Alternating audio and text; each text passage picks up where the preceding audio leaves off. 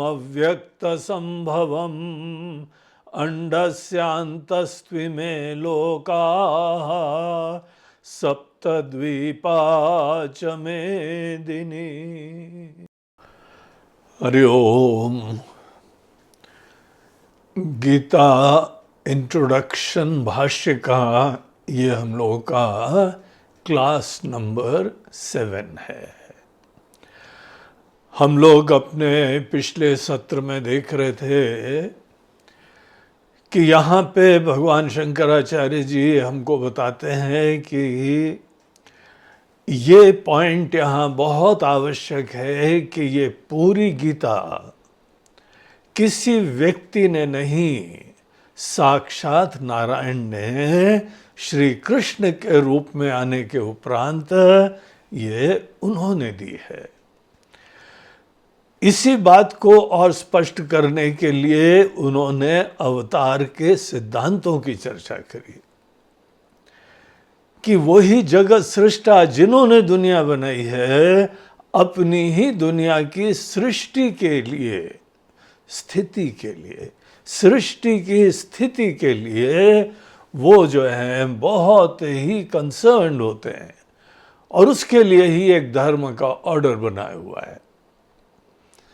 और जब वो गड़बड़ाता है तो उनके सभी प्रजा जो उनकी संतान है, उनकी संतान भी प्रभावित होती है और पूरी सृष्टि भी प्रभावित होती है। इस चीज को हम लोगों ने अनेकों दृष्टांतों से देखा कि आप सोचिए कि घर में कोई व्यक्ति बीमार हो गया, डिस्टर्ब हो गया, मेंटल केस हो गया, तो वो व्यक्ति खुद भी अपने जीवन में पुरुषार्थों की सिद्धि नहीं कर पाता है और पूरे घर के अंदर एक चिंता और तनाव का वातावरण हो जाता है। अगर मनुष्य के अंदर कोई ऐसी नासमझी फंडामेंटल आ जाती है तो देखिए वो भी दुखी होता है, तनाव से युक्त होता है, बोझ से युक्त होता है, ईगोइस्टिक हो जाता है, कामी क्रोधी एंडलेसली बना रहता है। और ऐसे लोग जब दुनिया में रहें तो सेल्फ ऑब्सेस्ड व्यक्ति बाहर से इंसेंसिटिव हो जाता है। यही आज हम लोग की प्रकृति में विनाश का कारण है। इतना हर लेवल के ऊपर पोल्यूशन हो रहा है, हवा का पोल्यूशन, पानी का पोल्यूशन, पृथ्वी का पोल्यूशन, हर चीज का। और इनके सब पोल्यूशन के पीछे कारण इंसान के मन का पोल्यूशन, उसकी नासमझी। इसीलिए अगर मनुष्य यहाँ पे जो प्राइम सबसे अल्टीमेट क्रिएशन है उसके अंदर कोई नासमझी आ जाए, घर के कोई बुजुर्ग बड़ों के अंदर, समर्थ लोगों के अंदर, आपके बॉस उल्टे सीधे हो जाए तो देखिए कितनी प्रॉब्लम होती है, सिस्टम ही खराब हो जाता है। मनुष्य का यही स्थान है दुनिया में और इसीलिए ऐसे समय भगवान खुद पर्सनल इंटरवेंशन करते हैं। तो ये सब बातें हम लोगों ने चिंतन कर ली थी, लेकिन यहाँ पे पॉइंट टू बी नोटेड, यही भगवान ने आगे हम लोगों को गीता दी है, वही आज का विषय चलेगा। कल हम लोगों ने इस बात को देखा कि ये जो भगवान है वो ही परमात्मा, जगत के स्वामी, वो खुद आके गीता देते हैं। इसीलिए गीता को जो है कभी लाइटली मत लो। It is very reverential, very divine, something special from God's own mouth. ये जो है किसी के मसीहा के द्वारा नहीं है, सन ऑफ गॉड के द्वारा नहीं है, ये साक्षात गीता परमात्मा के श्रीमुख से ही हम लोगों को दी हुई है। कल हम लोगों ने अवतार के सिद्धांतों के ऊपर चर्चा करी। आज हम लोग जो हैं इसी चीज को आगे ले चलते हुए ये देखते हैं कि मात्र दुनिया की पूरी व्यवस्था करने के लिए देखिए, जब एनवायरनमेंट का इतना डिग्रेडेशन हो रहा है, इकोलॉजिकल इम्बैलेंस हो रहा है, दुनिया के अनेकों लीडर्स जो दुनिया से कंसर्न्ड हैं, यही हमारा घर है, हम दुनिया भर प्लैनेट्स सोचते हैं। आज ही हमने एक खबर सुनी कि कोई जो है 124 लाइट ईयर्स अवे कोई एक ऐसा प्लैनेट इनको दिखाई पड़ा जिसका इकोसिस्टम एग्जैक्टली पृथ्वी जैसा है, वहाँ पानी वानी सब चीज़ें हैं, but it is 124 light years away. Light को भी वहाँ तक पहुँचने के लिए 124 साल लगेंगे। इतना जो है लाइट ईयर्स दूर है, क्या फ़ायदा? हमारे पास यहाँ पर एक प्लैनेट है, उसको हम डिग्रेड कर रहे हैं, पोल्यूट कर रहे हैं, गंदा कर रहे हैं, विनाश कर रहे हैं, और उसके जो है सबसे बड़े शिकार हम लोग खुद होते हैं। धीमे धीमे ये देखिए बात सच हो गई है ना, काम धंधे के लिए बड़े शहरों में जाना पड़ता है, लेकिन बड़े शहरों में रहना दुश्वार हो गया है। सब लोग इतने गर्म वातावरण के अंदर, घर में तो एसी लगा लेते हैं। आपको पता है ना, एसी की गर्म हवा तो हमारे शहर में ही जाती है, पूरे वातावरण में ही जाती है। कितने एसी लगाएंगे? आप जो है कहीं बाहर पहाड़ों में चले जाएं, एसी की जरूरत ही नहीं होती है। इतना सुंदर वातावरण, शुद्ध निर्मल, ईश्वर ने जो बनाया है वो कितनी सुंदर चीज होती है। आजकल तो ऐसी स्थिति हो गई है कि जब भी कोई बड़े शहरों में जाना पड़े तो मन में थोड़ा सा संकोच होता है। एक व्यक्ति ने तो फ्यूचर की पिक्चर बताई कि लोग जो है ना ऑक्सीजन मास्क लेके घूम रहे होंगे। क्या फायदा है ऐसे डेवलपमेंट से? इस प्रकार से पैसा अर्न करने से भी क्या फायदा? क्या अच्छी मास्क लगाने के लिए है? फिर यही हमारा कंपटीशन रहेगा, तुम्हारी इस कंपनी की मास्क है, हमारी इस कंपनी की मास्क है। हम लोगों को सृष्टि का प्रिजर्वेशन, पूरा इकोसिस्टम को बनाना, पर्यावरण का ध्यान रखना, पृथ्वी का ध्यान रखना, ये मनुष्य का कंसर्न होना चाहिए। हम लोगों के मनीषी लोग इन सब चीज़ों से बहुत ही जो है वो संवेदनशील थे, कंसर्न रहे। और यहाँ पे देखिए गीता, जो भगवान कृष्ण तो आए थे कब? 5,500 साल हो चुके हैं। उस समय तो गीता दी गई, और वेदों में ये बात बताई गई है। वेद तो जो है 10-15 हजार वर्ष पूर्व, आज ये वेस्टर्न जो है थिंकर्स बोलते हैं तो इतने इतने पुराने तो हैं ही हैं। हम लोग कहते हैं सृष्टि के आदि में ये चीज परमात्मा ने हम लोग को दी हुई है। तो इस चीज की संवेदनशीलता, और शंकराचार्य जी को भी 2000 साल से ऊपर हो चुके हैं। उस समय भी वो उतने कंसर्न रहते थे। तो ऐसे यहाँ पे आचार्य बोलते हैं, पूरी प्रकृति, जहां एक हिंदू रहे वहां पर्यावरण सुंदर हो जाना चाहिए, मन उसका सुंदर हो जाना चाहिए, आचरण सुंदर हो जाना चाहिए, अपनी सोच सुंदर हो जानी चाहिए। जो हमारी जीवन दर्शन, जो हमारा धर्म अगर ऐसा हमको बनाता है, दैट इज वर्थ रिस्पेक्टिंग। बाकी जो ठीक है, हम जिस परिवार में पैदा हो गए उसी का गुणगान गाते रहेंगे, है? लेकिन हमको व्यापक दृष्टिकोण से सोचते हुए ऐसे कोई जीवन शैली के बारे में अवश्य सोचना चाहिए। तो यहाँ पर जो है वो हम लोग देख रहे थे कि आचार्य बोलते हैं कि स्वप्रयोजन अभावे भी, भगवान का कोई पर्सनल एजेंडा नहीं है, स्वार्थ का नहीं है। केवल यही है कि हमने सबके खुशी के लिए दुनिया बनाई है और तुम अपने पैर पे कुल्हाड़ी मार रहे हो।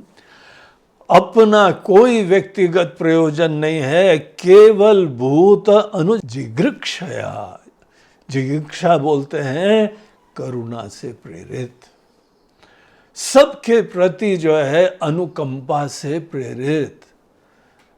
ऐसे भगवान का मोटिवेशन कर्म में केवल यही रहता है। तो सबके प्रति प्यार है, सबके प्रति प्रेम है। प्रेम से ही भगवान प्रेरित होते हैं, प्रेम से ही दुनिया बनाते हैं, प्रेम से ही सॉल्यूशंस प्रदान करते हैं। यही उनका व्यक्तित्व, उनका स्वभाव होता है। ऐसे परमात्मा, उन्होंने बोला केवल एक चीज है, अगर इसको करेक्ट कर लो तो दुनिया का जो है वो अद्भुत प्रकार से क्रांतिकारी परिवर्तन हो जाएगा। वैदिकम ही धर्म द्वयम, ये धर्म का वो वास्तविक स्वरूप जिससे प्रत्येक मनुष्य का हित हो और प्रकृति का हित हो, उसका लौकिक कल्याण भी हो और उसका मन शनै शनै सुंदर होता चला जाए। That should be the only criteria of real धर्म। ऐसे धर्म द्वयम, ऐसे व्यक्ति को जो अपने ही अज्ञान के वजह से इतना भयंकर रूप से शोक मोह के सागर में निमग्न था, ऐसे अर्जुन को निमित्त बना के, लेकिन इसी को क्यों निमित्त बनाया, उसका भी यहाँ पे इस प्रसंग में उत्तर दिया गया। क्योंकि जो भी व्यक्ति गुणाधिकई ही गृहीतः अनुष्ठीयमानः, अच्छे गुणों से संपन्न अच्छा इंसान, बेसिकली बड़ा अच्छा इंसान है।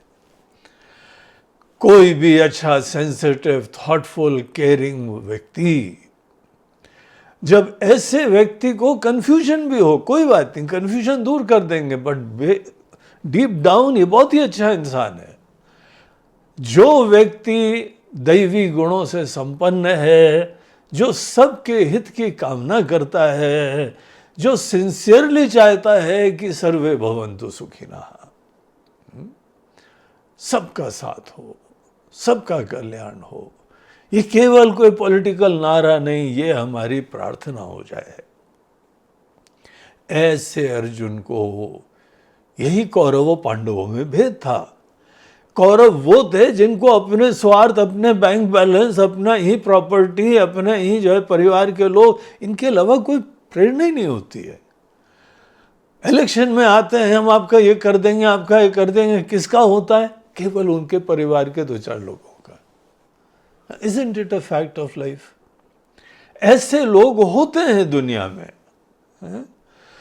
पूरी दुनिया विनाश को जा रही है, क्यों? क्योंकि एक का लड़का अनएम्प्लॉयड है। अब ये सोच है किसके सामने छुपा हुआ है?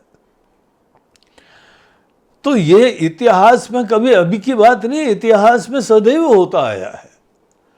ऐसी छोटी बुद्धि जो मैं, मेरा, तू, तेरा से आगे सोच नहीं पाते हैं, उन लोगों को हम कहते हैं कि आसुरी संपत्ति, आसुरी गुण से युक्त होते हैं। रामायण में एक बार राम जी और लक्ष्मण जी के बीच में संवाद हो रहा था। वहां पे उन्होंने पूछा, प्रभु माया किसको कहते हैं? तो माया का भी लक्षण राम जी लक्ष्मण को बोलते हैं, मेरे भाई वो माया समझो जब आदमी की बुद्धि इससे ऑब्सेस्ड और करप्ट हो जाती है कि मैं और मोर तोर, मैं मेरा तू तेरा, ये साइकी हो जाती, यही हमारे लिए मोटिवेशन हो जाता है। इसके अलावा हम सोच नहीं पाते हैं। वही माया होती है। उसने तुमको घर लिया है, घेर लिया है, किडनैप कर दिया है, ऑब्सेस हो गए तुम ऐसी सोच से, और इसी प्रोसेस में बाकी सब के प्रति इनसेंसिटिव, अनकेयरिंग। वहां पे हम बोलते हैं ये तो सब किस्मत है, भगवान का खेल है, वहां सब बड़ी बड़ी बातें बोल देंगे। लेकिन यही हमारे जो है ना मनुआ अनुभव के लिए हो तो वहां पे बड़ा टेंशन हो जाता है, क्योंकि उन्हीं के प्रति कंसर्न है। ऐसे लोगों को गीता का उपदेश भगवान ने नहीं दिया। यद्यपि चाह है कि इन लोगों का भी कल्याण हो, अच्छी शिक्षा पूरे समाज में होगी, डोमिनेंस इनका होगा, तो छोटे मोटे कोई बीमार लोग के बावजूद हमारी दुनिया आगे बढ़ेगी। इसलिए अर्जुन को जो है ये ज्ञान के लिए पात्र बनाया गया, निमित्त बनाया गया। तो यहां तक हम लोगों ने कल देखा था कल मतलब लास्ट सेशन में देखा था, वो ही धर्म प्रचयम गमिष्यति, वही धर्म जो है आगे वृद्धि को प्राप्त होता है, जो अगर अच्छे गुणों से संपन्न व्यक्ति को दिया जाता है। अनेकों देखिए संतों के गुरु लोगों की भी कहानियां आती हैं।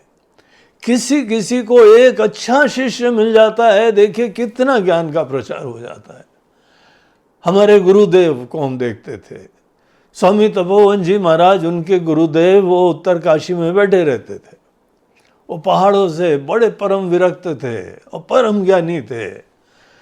बहुत सारे लोग उनके पास जाते थे और वो तो जो है शांत बैठे रहते थे, अपनी एक छोटी सी कुटिया थी।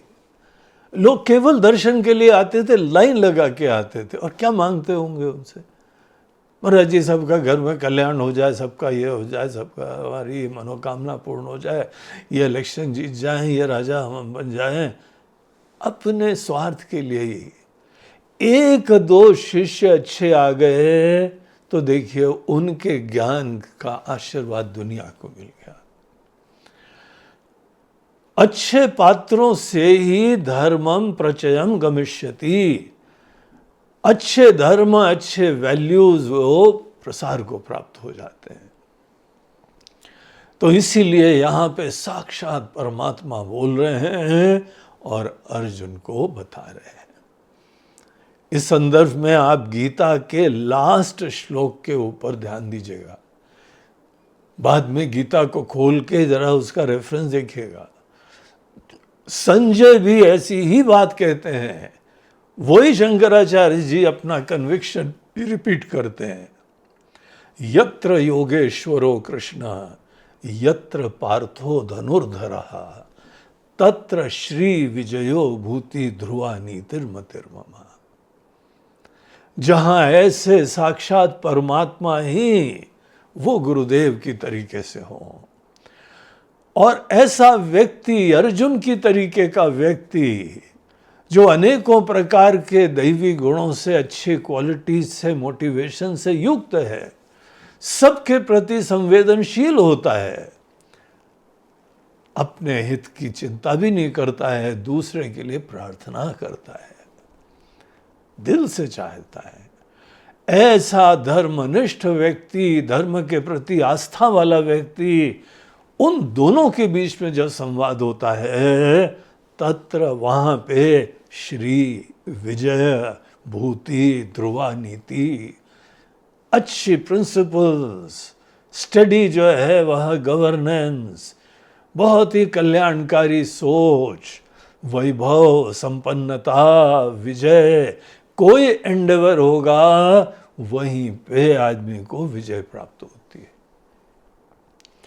तो यही चीज यहां शंकराचार्य जी अपने भाष्य के इस इंट्रोडक्टरी सेक्शन में बता रहे हैं कि वो ही धर्म प्रचयम गमिष्यति। इसी संदर्भ में आपको एक छोटा सा प्रसंग हम बताएं। वो रामायण का प्रसंग है, जिस समय भगवान श्री राम रावण से लड़ाई लड़ने के लिए फाइनली वो दिन आ गया कि उसके लड़के लोग, अनेकों मेघनाद वगैरह वगैरह सब जो है वो समाप्त हो चुके थे। फाइनली रावण ने सोचा कि चलो ठीक है, हम ही निपट लेते हैं इन वनवासियों से, इन तपस्वियों से। तो वो लड़ाई के मैदान में एक दिन सवेरे वो उपस्थित हुआ और बहुत ही बढ़िया रथ पे बैठा हुआ था, अनेकों प्रकार से जितने भी लड़ाई के हिसाब की ड्रेस थी, उसका मुकुट था, उसके चेस्ट के ऊपर कवच था, हाथ पे और इधर पैर पे सब प्रकार से जो है सुरक्षा उसके पास विराजमान थी। अस्त्र शस्त्र भी बड़े दिव्य थे और घोड़े के ऊपर बैठा हुआ था, जूते थे और बहुत ही आंख में तेज वगैरह, उत्साह, गुस्सा भी। इन्हीं लोगों ने हमारे परिवार को खत्म कर दिया है, तो अब हम इनको निपटते हैं। तो एक तरफ से ऐसा रावण लड़ाई के मैदान में एक साइड खड़ा हुआ था, दूसरी साइड राम जी नंगे पैर, केवल एक वल्कल वस्त्र, बदन भी खुला हुआ, और केवल एक जो है छाती पे तरकस बंधा है, पीछे तीर है, हाथ में एक धनुष है। तो दोनों योद्धा, दो लोग जो हैं लड़ाई के मैदान में, वो इस प्रकार का सीन था। विभीषण ने ये देखा तो उनका मन बहुत ही डिस्टर्ब हो गया और वो राम जी के पास जाता है और राम जी से बोला, प्रभु मन के अंदर बहुत ही जो है वो अशांति, डिस्टर्बेंस हो रहा है। This war is not fair. लड़ाई के नियम होते हैं, दोनों को जो है वो समान तैयारी होनी चाहिए, संसाधन होने चाहिए और तब जाके कोई लड़ाई हो। आप देखिए, रावण रथी बिरथ रघुबीरा, रावण रथ पे बैठा हुआ है और रघुवीर जो है वो बिरथ है, जमीन पे खड़े हुए हैं। और उसके देखिए कवच, कुंडल, मुकुट, सब अस्त्र शस्त्र, और इतना अद्भुत उसका रथ था कि बिल्कुल फ्लाई भी कर जाता था, टेक ऑफ कर जाता था और तेजी से दौड़ता था। और ये नंगे पैर अकेले खड़े हुए। तो विभीषण को जब ऐसा बहुत ही मन के अंदर मोह उत्पन्न हुआ, शोक होने लगा उससे। शोक तब होता है जब रास्ता नहीं मिलता है। कोई आपको लाइफ में प्रॉब्लम आ जाए और आपने बहुत कोशिश करी तो भी आपको रास्ता नहीं मिल रहा है। उस इनकैपेसिटेटेड माइंड में, दिशाहीन मन के अंदर कोई विकल्प नहीं मिल रहा है, लेकिन हमारी उत्कंठा बहुत है। उस समय जो असमर्थता की वृत्ति आती है, पीड़ादायक, घुटन, बेचैनी, निराशा, उसको शोक कहते हैं। तो आके बोलता है विभीषण कि भगवान हमारे मन में बहुत शोक हो रहा है। तो राम जी ने जो है उसी समय कुछ अर्जुन के केस की तरीके से ही लड़ाई के मैदान में ही थोड़ा जैसे पॉज करा और कुछ जो है रावण ने देखा कि कुछ गंभीर चर्चा चल रही है, विभीषण आके कुछ पूछ रहा है और ये बता रहे हैं। तो रावण ने तो सोचा होगा ये आके हमारा भाई है ना, अब वे भाई का धर्म निभा रहा है, वो मना कर रहा होगा। बोले नहीं, रावण को मत मारो। अब क्या कल्पना कर रहा होगा रावण जाने। लेकिन रावण ने बहुत ही जिज्ञासा से वो देखता रहा है, दोनों का संवाद हो रहा है। और इन दोनों में क्या संवाद हो रहा था, ये बोल रहा था कि दिस इज नॉट फेयर और आप ऐसी स्थिति में हैं, वो इतना वेल आर्म्ड है। तो राम जी ने उसको समझाया, बोलते हैं कि हे लंकेश, कई बार उनको लंकेश के नाम से बुला चुके थे, लंका के तुम ही राजा बनने वाले हो, इतनी इज्जत देते थे उनको। और उन्होंने इसीलिए पॉज करते हुए बोला है कि विभीषण एक चीज समझो, जिस रथ के ऊपर बैठ के मनुष्य विजय को प्राप्त होता है वो ये रथ नहीं है। हम लोग अपनी नासमझी से, अपनी सुपरफिशियलिटी से, बाहर की चीजों को अत्यधिक महत्व देने की वजह से जीवन भर धन दौलत, नाम शोहरत, कंफर्ट, भोग विलास, इन चीजों में ही ऑब्सेस्ड हो जाते हैं। और ये चीजें बहुत छोटी होती हैं। इन चीजों के ऊपर इतना ज्यादा निर्भर होना, पराधीन होना, ये उचित नहीं होता है। आदमी का जो सोच होती है, जो माइंड होता है, जो वैल्यूज होती हैं, जिससे आप हर चीज से मोटिवेट होते हैं, यहाँ मूल प्रॉब्लम देख पाते हैं, जिस बुद्धि के वजह से असली डिफरेंस वो क्रिएट करता है। और वहीं खड़े खड़े एक जो है धर्म रथ का उन्होंने वर्णन करा। उन्होंने अनेकों प्रकार के धर्म की वैल्यूज उनको बताई।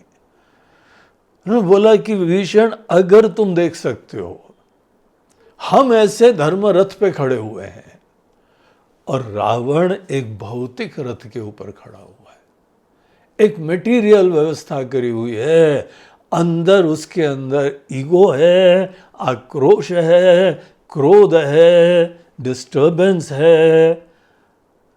सोच लो अर्जुन, जिस व्यक्ति का मन ऐसी डिस्टर्ब्ड स्थिति में होता है, उस आदमी का आउटपुट कैसे होगा? कितना सुंदर आउटपुट हो पाएगा। जीवन की लड़ाई के लिए, जीवन में विजय की प्राप्ति के लिए तुमको जो है बहुत फाइन प्रकार का मन चाहिए। जीवन की सोच अच्छी होनी चाहिए, तुम्हारी सोच अच्छी होनी चाहिए, तब जाके जीवन की लड़ाई लड़ने के लिए आगे बढ़ा जाता है।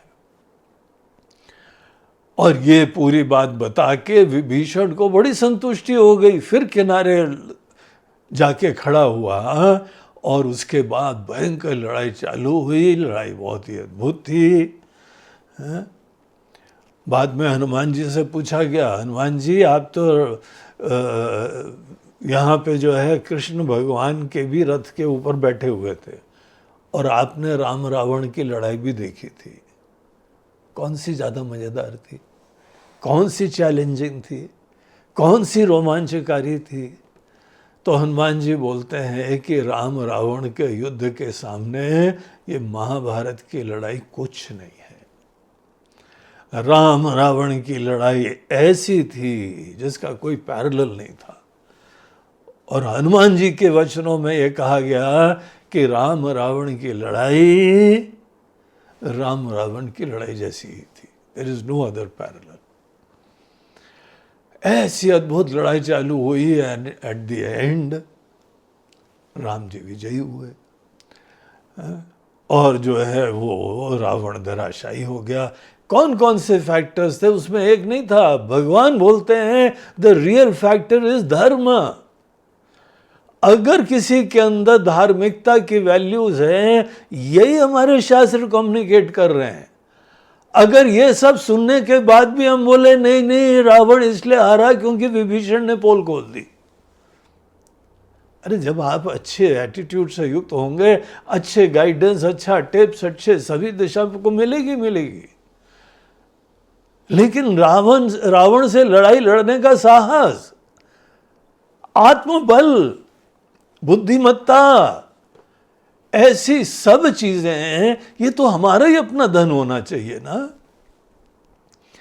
तो इस प्रकार से जब पात्र अच्छा होता है उसको धर्म के ज्ञान की शिक्षा दी जाती है। और यहां पे श्रोता वक्ता दोनों को देखिए।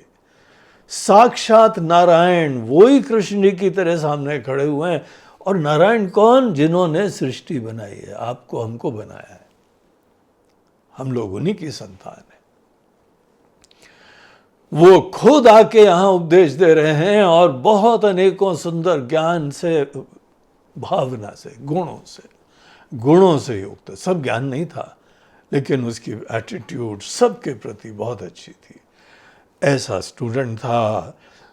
तो वो चीज यहां पे आगे देखिए, हम लोग कंटिन्यू करते हैं।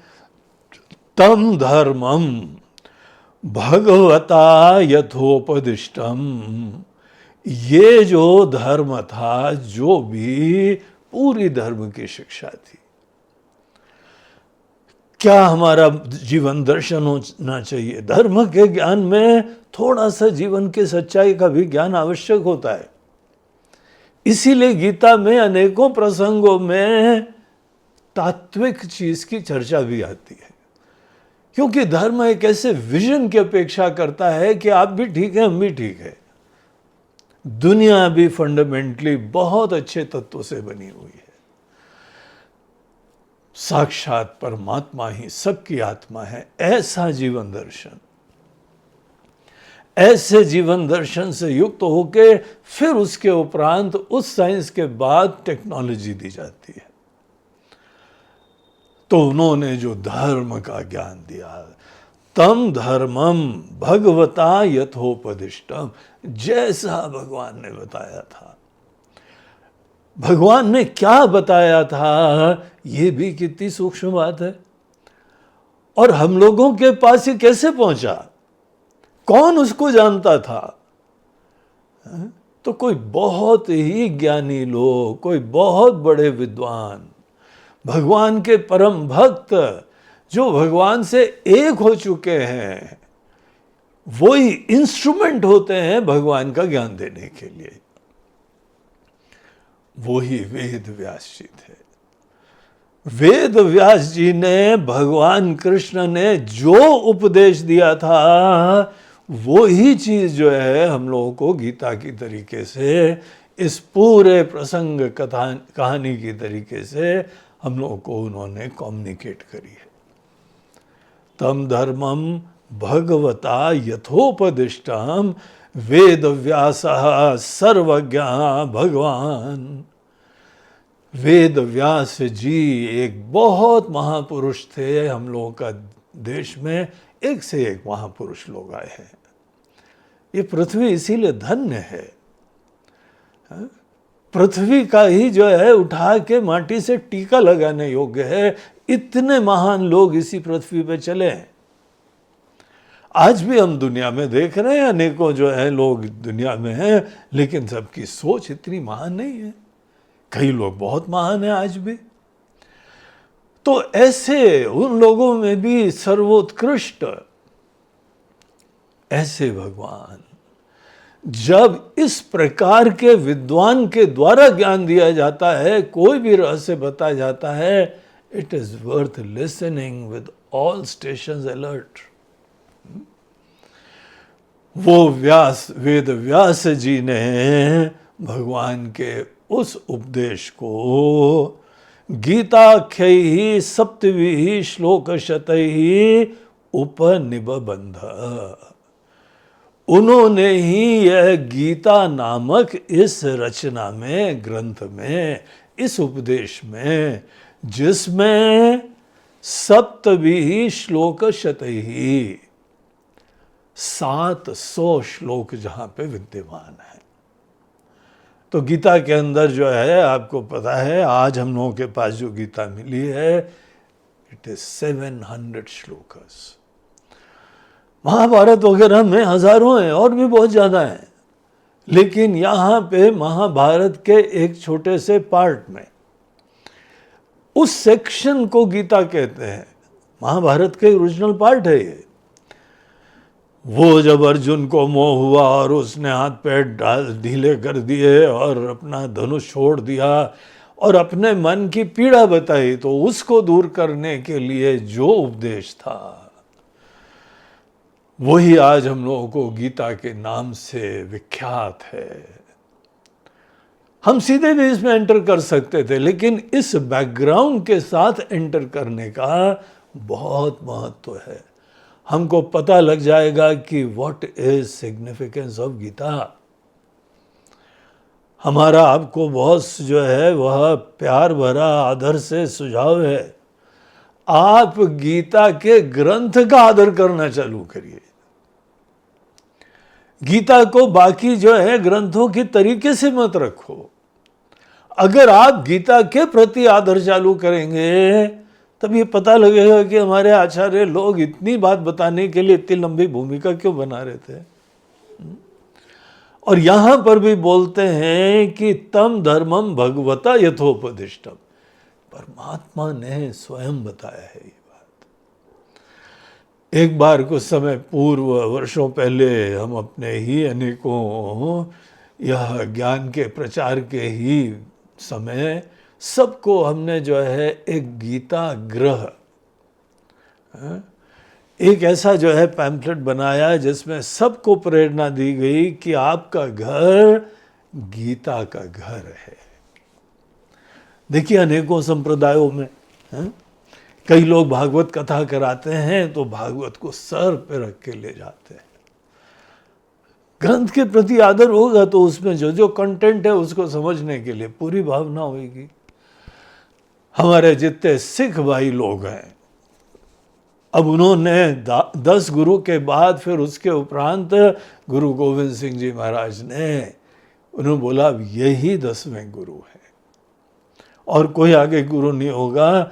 आज वो लोग अपने गुरु ग्रंथ साहब को कैसे आदर करते हैं। ऊपर से कई बार आदमी फैनेटिक लगता है, लेकिन उन लोगों के अंदर जो रेवरेंस होती है, ग्रंथ के प्रति रेवरेंस, ज्ञान के प्रति रेवरेंस, टीचर के प्रति रेवरेंस, यानी को मॉडर्न इंस्टीट्यूट्स वाले लोग देखिए टीचर को क्या बहुत आदर से देखते हैं। जो भी स्टूडेंट अगर अपने टीचर को रेवरेंशियली देखता है, टीचर का उपदेश उसके दिल की गहराइयों तक पहुंचता है। और जिनको टीचर के प्रति जो है आदर नहीं है, सामान्य व्यक्ति देखते हैं, तो केवल अपने ईगो फुलफिलमेंट के लिए ही इंटरैक्शन करते हैं। तो यहां इन चीजों के प्रति, ग्रंथ के प्रति, ग्रंथ के वक्ता के प्रति, ज्ञान के प्रति, इन सब चीजों के प्रति मनुष्य के अंदर बहुत आदर होना चाहिए। ये सब उपदेश सुनने के बाद आप गीता जी के लिए स्पेशल स्थान बनाइए। देखिए, अनेकों लोग जो सुन रहे हैं, हम जानते हैं, बड़े श्रद्धालु हैं। आपके घर में एक मंदिर होता है, भगवान की फोटो होती है, कई लोगों के वहाँ भगवान की मूर्ति होती है। और देखिए, हम लोगों का आज का कल्चर ये है, आज की समझ ये है कि हमारे लिए मूर्ति और फोटो वो ज्यादा इंपॉर्टेंट है।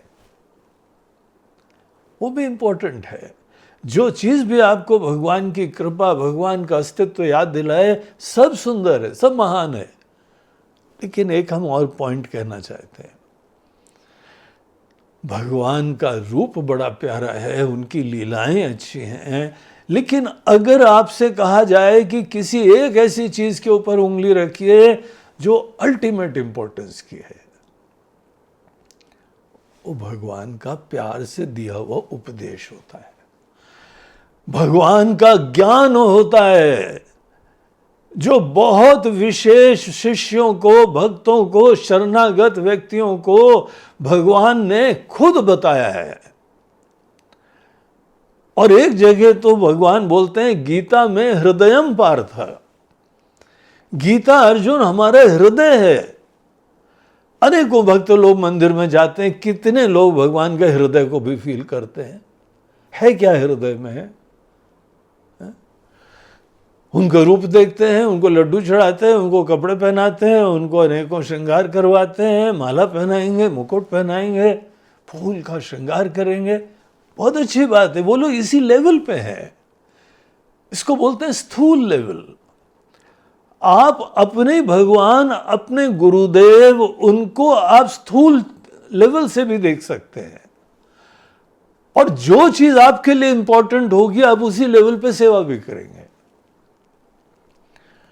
जो अपने भगवान को केवल स्थूल धरातल पे देखता है, उसकी सेवा, उसकी कविता, उसके भजन केवल उनकी जो है रूप की वर्णन, सुंदरता ही मात्र रहेगा। कभी तो आगे बढ़ो, ये भी सुंदर है।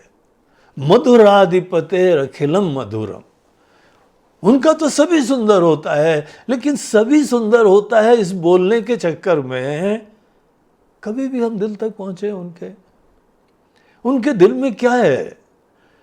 ये भगवान ने खुद बोला हुआ है कि गीता में हृदयम पार्थ, ये हमारा हृदय है। और जैसे आप अपना हृदय सबके सामने खोल ही नहीं सकते, कोई बहुत ही रेयर लोग होते हैं, निकट के लोग होते हैं, वहां पे दिल से गुफ्तगू हुआ करती है, कोई आपकी बात सुन भी सकता है, अपने दिल की बात आपको कह सकता है, आप अपने दिल की बात किसी और को बोल सकते हैं। ऐसा इंटरैक्शन सबसे प्रेशियस मोमेंट होते हैं लाइफ के। और भगवान खुद बोल रहे हैं कि ये अर्जुन हमारा हृदय है। भगवान के इस वचन के द्वारा ही हमारे मंदिरों का रूप बदल जाना चाहिए। आज बहुत सारे हमने कृष्ण भगवान के मंदिर देखे हैं, कहीं पर गीता नहीं दिखाई पड़ती है। कैसी विचित्र बात है। और यही भगवान अपने मुख से बोल रहे हैं। ये पूरे प्रसंग के द्वारा हमको गीता की ऐसी वैल्यू क्रिएट होनी चाहिए। फिर उसके बाद हम चिंतन करें गीता का मूल विषय क्या है, मूल प्रयोजन क्या है, ये सब चीजें हम लोग चर्चा करेंगे। लेकिन इसके अंदर जाने से पहले प्रोफाउंड रेवरेंस होना, ये कितना इंपॉर्टेंट है। तो ये पूरा प्रसंग हमको जो है इसी चीज की प्रेरणा देता है कि गीता का महत्व समझो। This is not just any गीत। बहुत प्यार से सुनाया हुआ किसी का भी गीत होता है। हमारे फिल्मी जो है वो अनेकों गीत कितने प्यारे प्यारे होते हैं। नए वाले तो हमको ज़्यादा नहीं कोई समझ में आते हैं, उसमें म्यूज़िक और बीट्स की ज़्यादा प्रधानता होती है, और ठुमकना ज़्यादा है, नाचना ज़्यादा है। लेकिन पहले के गीत वो इतने हृदय स्पर्शी थे, किसी के दिल से निकले थे और दिल में प्रवेश भी करते थे। आज भी वो सब पुराने गीतों का ट्रेजर सब लोग के पास है। जो भी दिल से निकलता है इसकी एक अलग ही सुगंध होती है। एक सज्जन ने तो एक ऐसे ही मिशन बनाया। उनका मिशन ये था कि हम सब लोगों के इतना कॉन्फिडेंस जीतेंगे कि अपने दिल की बात वो हमसे कह सके। हम हो सकता है कुछ ना कर पाए, हम उसकी मदद नहीं कर पाए, लेकिन अपने दिल की बात किसी के सामने खोल पाना, कह पाना, उस व्यक्ति के लिए भी जीवन में एक बहुत बड़ा क्षण होता है, पवित्र क्षण होता है, और अपनापन की पराकाष्ठा होती है। किसी को किसी के लिए समय नहीं है। इतना उलझे हुए, हमारी कामना, हमारी इच्छा, हमारा ईगो, हमारी सिक्योरिटी, हमारा नाम, हमारी शोहरत, हमारा भोग, हमारा विलास, हमारा फ्यूचर, हमारा ये, ऐसी चीजों में उलझे हुए कौन किसी की सुनता है। आप भी अपने जीवन में उंगली के ऊपर गिन सकते हैं कितने लोग हैं पास बैठ के आप उसके दिल की हाल सुन सकें। एनीवे, यहां भगवान बोलते हैं गीता हमारी उस प्रकार की चीज है। ऐसी बातें सुन के पहली चीज भगवान की गीता को आदर देना सीखो। गीता का एक अपने घर में विशेष स्थान बनाओ। वो ही रिफ्लेक्ट करेगा कि ये सब बातों को आपने गहराई से सुना, समझा और एसिमुलेट करा है। तो ऐसे यहाँ पे आचार्य यहाँ अपने प्रसंग में बताते हैं, इस धर्म को इन भगवान ने ऐसे अर्जुन को दिया, और भगवान वेद व्यास जी ऐसे निमित्त थे, इंस्ट्रूमेंट थे, परफेक्टली अट्यून्ड, उनके साथ अच्छा तालमेल, एक हो गए हैं भगवान से। ऐसे वेद व्यास जी ने ये प्रसंग शायद वहाँ कहानी में जो है कोई घटनाक्रम होता है। पहले तो उन्होंने धृतराष्ट्र को बोला, देखना चाहते हो अंधे तो हो, लेकिन हम तुमको थोड़ी देर के लिए कुछ ऐसा आशीर्वाद दे देंगे, तुम पूरी लड़ाई को देख सकोगे। तो धृतराष्ट्र ने सोचा और मना कर दिया। तो बोले कि देखो, अपने ही परिवार के लोगों को लड़ते मरते देखने के लिए इन्होंने ये सिद्धि स्वीकार कर ली। तो किस कारण से उसने मना करा वो जाने, लेकिन ही रिफ्यूज्ड, बोला हमको ऐसी सिद्धि नहीं चाहिए। तो उन्होंने उस समय संजय, जो कि धृतराष्ट्र जी के सारथी थे, और सारथी किसी का बहुत बड़ा विश्वास पात्र होता है। जैसे अर्जुन के रथ के सारथी भगवान कृष्ण थे, वैसे ही धृतराष्ट्र के रथ के सारथी उनके असिस्टेंट, उनका जो है कॉन्फिडेंट, वो संजय थे। बहुत अच्छे व्यक्ति थे, बड़े सात्विक थे, भगवान के भक्त थे, और उनका ही यहाँ पे शब्दों से आगे पता चलता है how impressed he was with this entire Gita. तो ऐसे संजय को वेद व्यास जी ने बोला, ठीक है संजय, तुमको हम ये सिद्धि देते हैं, तुम यहाँ पे हस्तिनापुर के महल में बैठ के कुरुक्षेत्र के मैदान में जो घटनाक्रम चल रहा है उसको देख सकोगे, सुन सकोगे, सब लोगों के मन में क्या चल रहा है वो भी समझ सकोगे। ऐसी सिद्धि हम तुमको देते हैं, और फिर उसके उपरांत जब भी महाराज जी को ज़रूरत पड़े तो तुम बता सकते हो, लाइव ब्रॉडकास्ट भी कर सकते हो। एनीवे, लड़ाई चालू हो गई। उसके उपरांत 10 दिन तक धृतराष्ट्र ने पूछा ही नहीं संजय से। उसको तो डेली यही हो रहा होगा कि जहां पे भीष्म पितामह हैं, जहां द्रोणाचार्य हैं, जहां हमारा पुत्र दुर्योधन है, जहां कर्ण जैसे बहुत महान वीर लोग हैं और एक से एक महान योद्धा सब जमा करे हुए थे। पावर में जब थे तो अनेकों लोग साथ में आ जाते। ऐसे लोग जहां थे वहां ये 5 पांडव लोग क्या कर पाएंगे? सेना भी उतनी नहीं जमा कर पाए। वो तो इसी न्यूज़ के लिए रास्ता देख रहा था कि हाँ, लड़ाई खत्म हो गई और कौरव लोग जीत गए। ये इतना स्वाभाविक, इनएविटेबल सा कौन सा परिणाम होने वाला था, ऐसा जो है धृतराष्ट्र को लग रहा था। पूछा ही नहीं। 10वें दिन खबर आई कि भीष्म पितामह जी धराशायी हो गए। तब उनके होश उड़ गए। बोला, क्या भीष्म पितामह जी, जिनके पास इच्छा मृत्यु का वरदान है, जिनके जैसा कोई यहां योद्धा नहीं है, ऐसे भीष्म पितामह जी धराशायी हो गए? मृत्यु नहीं हुई उनकी अभी, लेकिन वो शरशैया के ऊपर पड़े हुए हैं। ऐसी समाचार जब उनको मिला 10वें दिन, यही धृतराष्ट्र ने संजय से पूछा कि हे संजय, धर्म क्षेत्रे कुरुक्षेत्रे समवेतायुत्सवा मामका पांडवाश्चैव किम अकुर्वत संजय। उन्होंने क्या करा था शुरू से पहले, हमको पहले दिन से जरा बताओ। तो जो हम लोगों को गीता प्राप्त हुई है, संजय के द्वारा धृतराष्ट्र को बताई गई, वो भी लाइव कमेंट्री नहीं थी। 10वें दिन जो है संजय ने पूरी घटनाक्रम को, पिछले 10 दिन में क्या हुआ, वो सब उनको बताना चालू करा।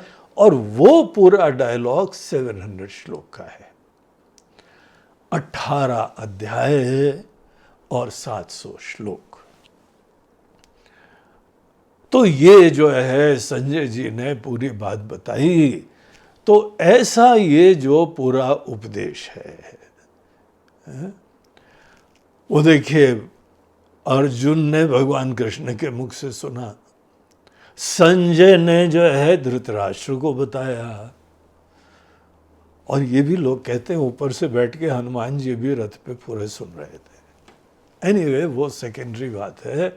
वो वहाँ पे पूरा कोई प्रधान कथा के अंतर्गत भी पार्ट नहीं है, तो आशीर्वाद के लिए बैठे थे। तो ये जो है संजय ने पूरी बात बताई है। इसीलिए आज हम लोग गीता में सबसे पहला श्लोक धृतराष्ट्र उवाच, और अनेकों जगह संजय उवाच, फिर कई जगह अर्जुन उवाच। ये सब उवाच मतलब अब इन्होंने ये वचन कहे, इन्होंने ये कहे, ये कहे। इस प्रकार से 700 श्लोक में ये बात आती है, लेकिन मूल उपदेश भगवान कृष्ण और अर्जुन का है। तो ऐसी भगवत गीता। और आज हमारे लिए आप ये सोचिए कि अगर हम धृतराष्ट्र और संजय आदि की बात को बाईपास करके सीधे जो है अर्जुन और भगवान कृष्ण के उपदेश में पहुंच जाएं, कई लोग तो अर्जुन की बात भी नहीं सुनते हैं, सीधे भगवान की बात सुनना, वो अप्रोच गलत है। वेद व्यास जी ने धृतराष्ट्र को भी इसका पार्ट बनाया है, संजय को भी बनाया है, अर्जुन को भी बनाया है। ये कैरेक्टर स्टडी के लिए होता है। अगर आप गीता के स्टूडेंट को समझना चाहते हैं तो अर्जुन को समझिए। अर्जुन को जो समझता है, अर्जुन से प्रेरणा लो। ऐसा माइंडसेट हो जो बाकी सब चीजें किनारे करके भगवान कृष्ण को चूज करता है। One who is really an embodiment of knowledge is most reverential. धन दौलत नाम शोहरत सब परिवार एक तरफ।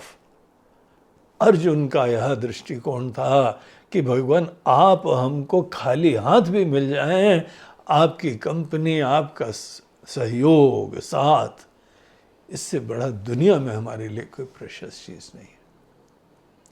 अर्जुन के कैरेक्टर से हमको ऐसी निष्ठा पता लगती है, और अपने क्षेत्र में बहुत दक्ष, नाम था उसका। लोग जो है युद्ध के कौशल में प्रवेश करते थे, अर्जुन से प्रेरणा प्राप्त करते थे। सच ए डेडिकेटेड पर्सन। तो अपने फील्ड में एक्सीलेंस रखता है, लेकिन तब भी उसकी लाइफ की प्रायोरिटीज, नॉलेज प्रायोरिटी उसमें रहती है। बाकी सबको किनारे कर सकता है। अर्जुन के हम लोग पर्सनालिटी से बहुत कुछ सीखते हैं। अर्जुन की पर्सनालिटी से आपको ये पूरी जो है वह शोक की डायग्नोसिस होती है। शोक रूपी बीमारी कैसे सर उठाती है, अगर अर्जुन के कैरेक्टर की स्टडी करेंगे ना, तो आपको शोक की कहानी पता लगेगी। इसकी जड़ कहां से चालू हुई। अर्जुन के उन वचनों के ऊपर एनालिसिस करिए, उसके मन के अंदर जो है ना कंफ्यूजन, उसकी प्रायोरिटीज कब डिस्टॉर्ट होना चालू हुई।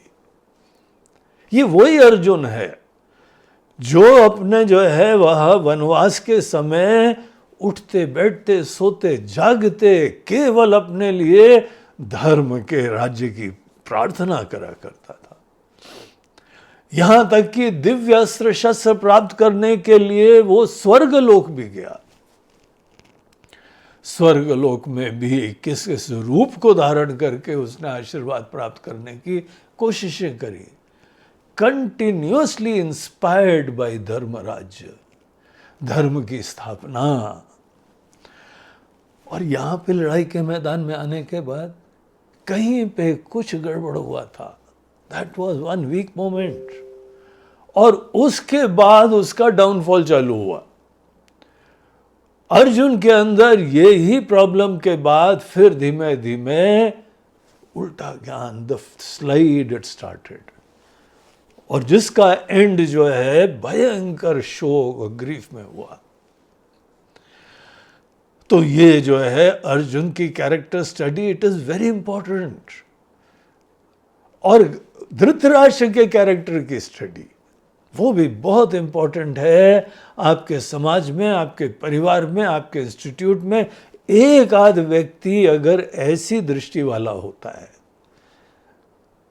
जहां पे अपने लोग की ही वही बहुत ज्यादा इंपॉर्टेंट है, सब लोग इतने प्रिय नहीं है। मामका पांडवाशे, हमारे लोगों ने और पांडु के पुत्रों ने क्या करा, इसका पहला शब्द ही यही था। अपने ही बच्चों के अंदर, सबके अंदर अपनापन नहीं रख पाता था। ये हमारे डायरेक्ट पुत्र हैं और ये हमारे भाई के पुत्र हैं। ऐसा व्यक्ति, उसकी भी कैरेक्टर स्टडी होनी चाहिए। तो यद्यपि यहां भगवान कृष्ण के और अर्जुन के बीच का संवाद है, और अर्जुन के क्वेश्चन को ऊपर विचार करना चाहिए, और यही ऑब्जेक्टिव होता है इन भाष्यों का, अनेकों प्रकार की टीकाओं का। भगवान शंकराचार्य जी तो बहुत कथा के अंदर नहीं जाते हैं, लेकिन दूसरे आचार्य लोग, उन्होंने एक एक की बहुत अच्छी स्टडी करी हुई है। हमने अपने अनेकों जहाँ यह सेवा काल में गीता के प्रथम अध्याय, जो कि केवल अर्जुन विषाद योग है, उसके ऊपर हमने हफ्ते 10-10 दिन तक प्रवचन करे हुए हैं। उसके रहस्य बताने की कोशिशें करी गई हैं। उससे आपको पता लगेगा कि हमारे मन में शोक शुरुआत होती कहाँ से आता है, what is the exact nature of problem. जैसे आप किसी विशेषज्ञ के पास जाइए ना, तो टेस्ट कितने करवाते हैं। ब्लड टेस्ट भी कराओ, एक्सरे भी करवाओ, एमआरआई भी कराओ, कैट स्कैन भी करवाओ, ईईजी कराओ, ईसीजी कराओ। ये टेस्ट इतने सारे होते हैं, विशेषज्ञ they take their own time to exactly define the problem. अगर प्रॉब्लम अच्छी तरीके से क्लियर होती है तो डेफिनेटली सॉल्यूशन बड़ा फोकस्ड हो जाता है। यही ऑब्जेक्टिव इन सब अध्यायों का होता है जहां मात्र अर्जुन की प्रॉब्लम्स को दिखाया गया है। एंड इट्स वेरी एक्साइटिंग, बहुत बढ़िया है। इसीलिए हमको 700 श्लोकों को, पूरे 700 श्लोकों को बहुत आदर देना चाहिए और इसके थ्रू पूरी प्रॉपर स्टडी करनी चाहिए। गीता जो है ना, केवल पाठ के लिए नहीं होती है। यद्यपि आप गीता का पाठ भी करें, डेली आप अपने घर में गीता के श्लोकों की चैंटिंग लगा दीजिए।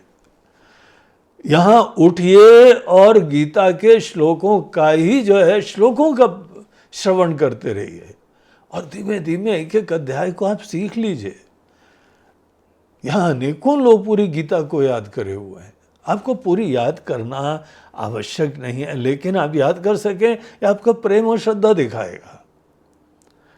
अभी रिसेंटली कहीं कंपटीशन हुआ, एक मुस्लिम बच्ची पूरी गीता को उसने याद कर लिया। उनके पेरेंट्स को नमन है, वो सबको अच्छी शिक्षा देते हैं, अपने बच्चों को अच्छी ज्ञान जहां से प्राप्त हो उसके उनका सिद्धांत था। लेकिन पीपल आर डूइंग इट। लेकिन हम याद पूरा कर लें नहीं कर लें, कम से कम आप सुनते जाओ, पढ़ सको, चैंट कर सको। आप गीता उठाइए, एक एक श्लोक की चैंटिंग कर पाओ। It's a discipline. आपके अंदर इतनी सुंदर पात्रता हो जाएगी, एक नियम बना लो। शुरू से गीता के हम कुछ श्लोक, 10 श्लोक, 20 श्लोक डेली हम पाठ करेंगे, और वो भी अच्छे प्रामाणिक ढंग से, संस्कृत को संस्कृत में बोलते हुए। हमारे एक जो है ना, वो संस्कृत के टीचर थे आश्रम में। नाम के लिए तो स्कूल में हमने पढ़ी थी संस्कृत, लेकिन उस समय संस्कृत की कोई वैल्यू नहीं थी, तो ध्यान से नहीं, बस पासिंग नंबर आने चाहिए थे, यह हाल था। तो वहाँ हम लोग को जो है वो कुछ थोड़ा संस्कृत का एक कहानी वानी लेके उसको पढ़ना एक सेशन था। तो कई बार जो है ना शब्द आते थे, जैसे राम जी, तो राम ने ये कहा, तो हमको खड़ा करते, बोलते हैं कि ये राम क्या है? There is nobody as Ram, यहाँ राम लिखा ही नहीं है। और हमको आश्चर्य होता, तो राम ही तो लिखा है महाराज जी। पंडित जी, वो पंडित जी महाराज थे, अच्छे विद्वान। बोले पंडित जी यही तो लिखा हुआ है। बोलते नहीं बेटा, इसको और ध्यान से देखो। अगर राम लिखा होगा ना तो म के नीचे हलन तो होगा, और यहाँ म पूरा है ना, म पूरा है, इसका मतलब क्या होता है? म प्लस अ, तब हलंत खत्म होता है। संस्कृत में हम लोग राम नहीं बोलते हैं, राम बोलते हैं। हर शब्द विसर्ग कहाँ पे आता है, इसका सिग्निफिकेंस होता है। The most beautiful, polished and scientific language on the planet, ये संस्कृत है। और ऐसी संस्कृत का पाठ वगैरह करने से आपका मन भी संस्कृत हो जाता है। जो लोग संस्कृत का डेली पाठ करते हैं, अध्ययन करते हैं, ओरिजिनल देखिए, बहुत जल्दी आतुर मत रहो कि अर्थ बता दो, मीनिंग के साथ दे दो। अगर बहुत श्रद्धा है तो संस्कृत आदमी सीख ले। एक लड़का अभी जर्मनी जा रहा था पढ़ाई के लिए, इंजीनियरिंग की। थोड़े दिन में, 2 महीने में जर्मन सीख गया वो। कोई चाइना जाता है, जापान जाता है, रशिया जाता है, कितने दिन लगते हैं आपको उनकी भाषा सीखने में? कोर्सेज चलते हैं सिटी के अंदर, महीने, 2 महीने, 3 महीने में आपको पूरा दक्ष बन करा देते हैं। फ्रेंच सीखो, कोई सीखो, वो चीज़ आपको जो है वो मेहनत की प्रेरणा मिल जाती है, क्योंकि उनको कमाई होगी। ये सब वैल्यूज़ की बात है। अगर संस्कृत के ज्ञान से आपको बहुत बड़ा अक्षय खजाना मिलने वाला है, इट इज़ वर्थ इट। बैठ के थोड़ी देर एक एक पाठ कर लो। इतने बढ़िया बढ़िया जो हैं लेसन्स होते हैं, किताबें होती हैं, कोर्सेज होती हैं। आप गारंटी समझो कि अगर आपने अपने आप को एक महीने तक इसमें डेडिकेट करा, आप संस्कृत बोलने लगोगे। इतना इजी होता है। और फिर उसके उपरांत अभ्यास की बात होती है। जिस चीज़ की हमको बोलने के अभ्यास हो वो हम सीख जाते हैं। ये हिंदी इंग्लिश हमने कौन सा ग्रामर सीखा है? बहुत ज़्यादा। आज भी हमको हिंदी का ग्रामर पूरा अच्छी तरह से नहीं आता होगा, लेकिन धड़ल्ले से हिंदी बोलते हैं। एक सज्जन ने तो संस्कृत का जो है वह संभाषण का एक मिशन चलाया हुआ है, और वो भी काशी के महाराज जी उसके अध्यक्ष हैं, और उनकी branches all over the world हैं। आप अपने शहर में भी ढूंढिए, वहाँ भी मिल जाएंगे। वो लोग आके, कोई भी 10 लोग जमा होंगे ना, आके उनका कोई आदमी उसको प्रेजेंट करता है। वो गारंटी करते हैं कि हम लोग आपको बोलना सिखा देंगे। बस मन के अंदर प्यार होना चाहिए, श्रद्धा होनी चाहिए, इच्छा होनी चाहिए। और जो चीज़ बताई जा रही है वो साक्षात परमात्मा के वचन इसके अंदर आ रहे हैं। जितना जो व्यक्ति ओरिजिनल ग्रंथों में जाके लाभ ले सकता है, ट्रांसलेशंस ये किसी व्यक्ति के मन की उपज होती है। एक ही श्लोक में 10 ट्रांसलेशन क्यों होते हैं? आप खुद ही सोचो। क्योंकि 10 लोगों की सोच अपनी अपनी है। वो भगवान के वचनों पे अपने आइडिया सुपर इम्पोज करते हैं, आरोपण करते हैं, वही चश्मे लगा के फिर भगवान के उपदेश भी समझते हैं। इसीलिए हमारे गुरुदेव ने गीता ज्ञान यज्ञ की परंपरा चालू करी थी।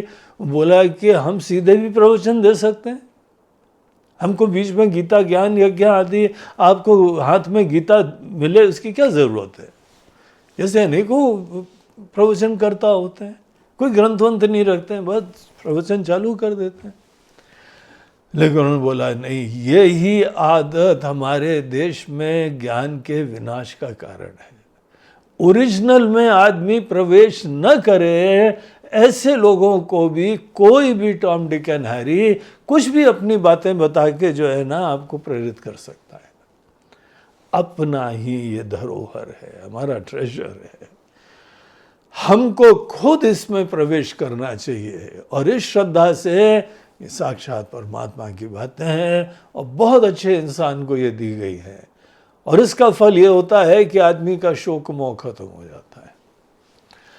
इसी हमारे जीवन में, यही हमारे महाभारत की कुरुक्षेत्र में, हर व्यक्ति के जीवन में कुरुक्षेत्र चल रहा है, संघर्ष चल रहा है, लड़ाई चल रही है। आप इस लड़ाई में जीतना चाहते हैं ना, आप भी भगवान कृष्ण को अपना सारथी बनाइए, गीता को अपने हृदय में रखिए। केवल एक ही एजेंडा है, गीता के प्रति हमारी श्रद्धा बढ़ जाए, भगवान कृष्ण के उपदेश को हम भी अपने दिल में रख पाएं। उसके बाद आप फिर सी दुनिया को, इसके प्रॉब्लम्स को मुड़ के देखिएगा, एक डिफरेंट ही आपको अप्रोच दिखाई पड़ेगी। लेकिन इतना तो हार्ड वर्क आदमी को करना ही चाहिए। और आज हमने किसी भिन्न क्षेत्र में करा हुआ है। हम लोग कौन से बड़े ज्ञानी होके निकलते हैं, यहाँ आके सब ज्ञान प्राप्त करते हैं। जो ज्ञान प्राप्त हुआ है पूरी श्रद्धा से, आपको जो स्कूल कॉलेज में मिला है ज्ञान, वो ज्ञान इट्स नॉट हेल्पिंग अस।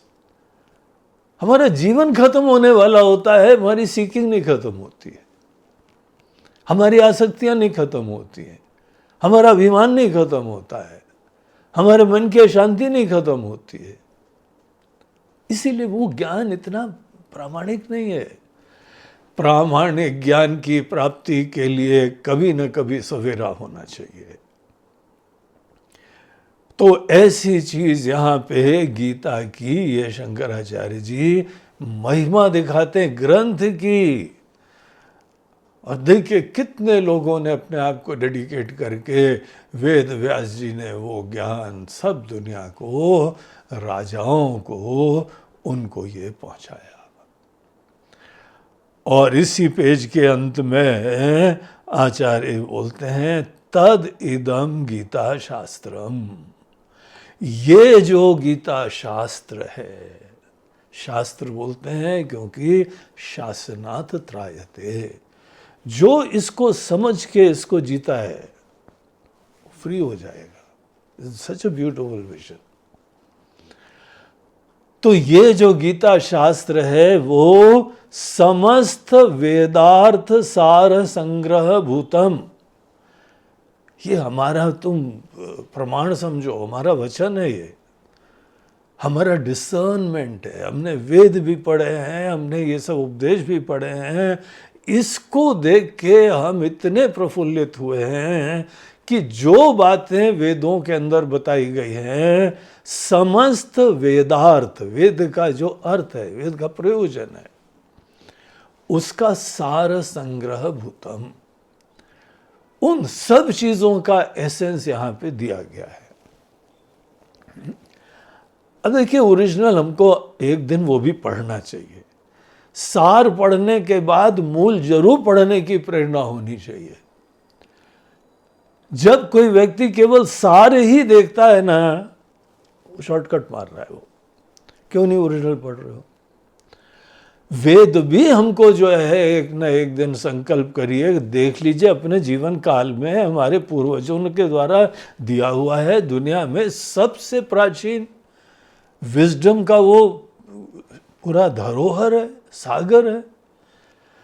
और ऐसी ऐसी बातें बताई गई हैं जो आज भी वैज्ञानिक उसको सोच के प्रफुल्लित होते रहते हैं। तो एक ना एक दिन तो देखो ना। और वो गीता, वो समस्त वेदों का सार संग्रह भूतम गीता शास्त्र। गीता शास्त्र आप पढ़ेंगे तो आपको पूरे वेदों के कंटेंट का परिचय मिलेगा। ये शंकराचार्य जी का विश्वास है। लेकिन एक शब्द अंत में जरूर कहते हैं, दुर्विज्ञेयार्थम। यद्यपि ये जो है गीता शास्त्र सब पूरे वेदों का सार है, लेकिन इसमें कोई डाउट नहीं है, दुर्विज्ञेयार्थम। दुर्विज्ञ उसको बोलते हैं जो सुपरफिशियली अप्रोच करने से समझ में नहीं आता है, जो हमको बहुत अच्छी तरह पवित्रता से, धीरज से, शुद्धि से, किसी चीज का भी पूरा जो है उपदेश का तात्पर्य, वो समझने के डिसिप्लिन्स होते हैं। तो गीता का क्या तात्पर्य है, प्रयोजन क्या है? शंकराचार्य जी बोलते हैं ये दुर्विज्ञ है। और हम क्यों बोलते हैं? ऐसा नहीं है हम नहीं समझ पा रहे, हम दुनिया में देखते हैं। तो अगले श्लोक में, अगले वाक्य में, पैराग्राफ में आगे कंटिन्यू करके बताते हैं क्यों दुर्विज्ञ हम बोल रहे हैं। दुर्विज्ञ का मतलब अज्ञेय नहीं होता, नहीं जाना जा सकता, ये नहीं। अर्जुन को समझ में आ गया।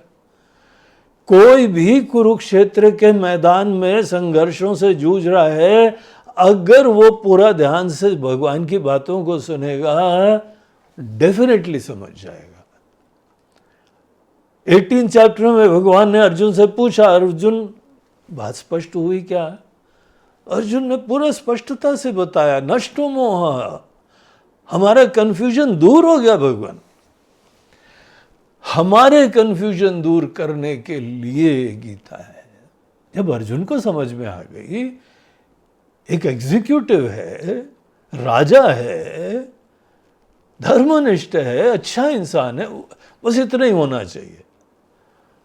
और गीता के उपदेश की ये ब्यूटी है कि अर्जुन जैसों को भी समझ में आ गई।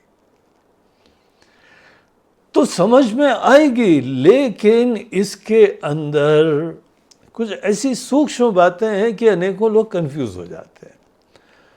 उस विषय के ऊपर आगे चर्चा होती है, जो कि फिर हम लोग उसको नेक्स्ट सेशन में आगे कंटिन्यू करेंगे। तो आज यहीं पे हम लोग विराम लेते हैं। आप लोग गीता की महिमा समझिए, गीता किसने दी है, क्या इसका विषय है, क्या इसका अल्टीमेट कनेक्शन है वेदों के ज्ञान से, ये सब विषयों के ऊपर आज हम लोगों की चर्चा हुई। हरि ओम तत्सत।